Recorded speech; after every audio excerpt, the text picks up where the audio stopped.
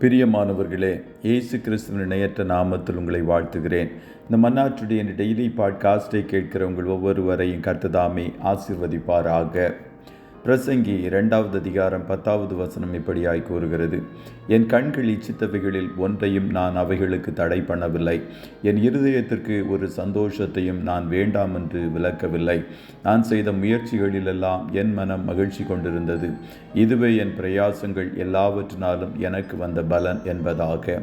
கண்களின் இச்சை, lost of the ice என்ற தலைப்பின் கீழ் இன்றைய மன்னாவை தியானிக்கப் போகிறோம். இந்த உலகத்தில் வாழும் தேவ ஜனங்களாகிய நாம் மேற்கொள்ள வேண்டிய அதிமுக்கியமான 3 இச்சைகளில் 2வது கண்களின் இச்சையாய் காணப்படுகிறது. சாலமோன் காண்கிற அனைத்தையும் கண்களால் இச்சித்தான். கடைசியில் அவன் வீழ்ந்து போனான். தாவீது ஸ்நானம் பண்ணுகிற ஸ்திரீயை கண்டான், பாவத்தில் வீழ்ந்தான். சிம்சோன் பெலிஸ்தியர்களில் ஒரு குமாரத்தியை கண்டான், அவள்தான் வேண்டுமென்று அடம்பிடித்தான்.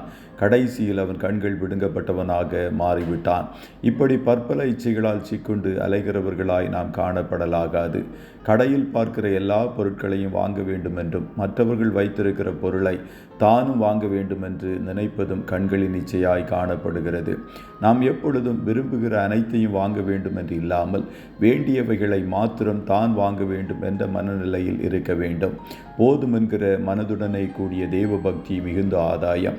உண்ணவும் உடுக்கவும் நமக்கு உண்டாயிருந்தால் அது போதும் என்று இருக்க கடவோம். ஐஸ்வர்யவான்களாக விரும்புகிறவர்கள் சோதனையிலும் கண்ணியிலும் மனுஷரை கேட்டிலும் அழிவிலும் அமிழ்த்துகிற மதிகேடும் சேதமுமான பலவித இச்சைகளிலும் விழுகிறார்கள். கண்கள் சரீரத்தின் விளக்கு. இந்த கண்கள் கரைபட்டால் சரீரம் முழுவதும் கரைபட்டுவிடும். ஒரு வீட்டிற்குள் நுழையும் போது முதலாவது வாசல் படிகள் இருப்பது போல நம்முடைய சரீரத்திற்கு வாசல் கண்களாய் காணப்படுகிறது. நாம் காண்கிற தீயதான பாவமான காரியங்கள் முதலாவது கண்கள் வழியாக உள்ளே போகிறது. பின்பு நமது மனது, அறிவு, உணர்ச்சிகளை பாதிக்கிறது. ராஜாதி ராஜாவாகிய இயேசுவை மகிமை பொருந்தியவராய் பார்க்க வேண்டிய நம்முடைய கண்கள் பிறனுடையதை பார்த்து இச்சிக்கலாமா? நாம் பாவம் நிறைந்த உலகில் இருப்பதால் முதலாவது பார்வையில் இச்சிக்கக்கூடிய காரியங்கள் நம்முடைய கண்களில் தென்பட்டால் உடனே கண்களை அதிலிருந்து விலக்கி விடுங்கள். இல்லை என்றால் கண்களை மூடிவிடுங்கள். 2வது பார்வை அங்கே செல்லும் என்றால் அது கண்களின் இச்சையை கொண்டு வரும். அது பாவத்தை பிறப்பிக்கும். அந்த பாவம் மரணத்தை பிறப்பிக்கும். கண்களோடு உடன்படிக்கை செய்தவர்களாக நாம் காணப்படுவோம். அப்பொழுது நம்முடைய சரீரம் முழுவதும் வெளிச்சமாயிருக்கும். கர்த்ததாமே உங்கள் ஒவ்வொருவரையும் ஆசீர்வதிப்பாராக. ஜெபம் செய்வோமா? நல்ல தகப்பனே, உம்மை நன்றியோடு துதிக்கிறோம். இந்த மன்னாற்றுடைய டெய்லி பாட்காஸ்டை கேட்கிற உம்முடைய பிள்ளைகள் ஒவ்வொருவரையும் கர்த்தர் ஆசீர்வதிப்பீராக.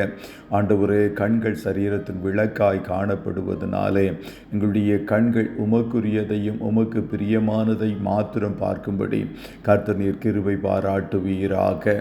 இச்சைக்குரிய எந்த காரியங்களையும் பார்த்து அதிலே கவனம் செலுத்தி நாங்கள் வீழ்ந்து விடாதபடிக்கு கர்த்தருடைய ஆவியானவர் தாமே ஒவ்வொருவரையும் அக்கினி மதிலாயிருந்து பாதுகாத்துள்ளோம்.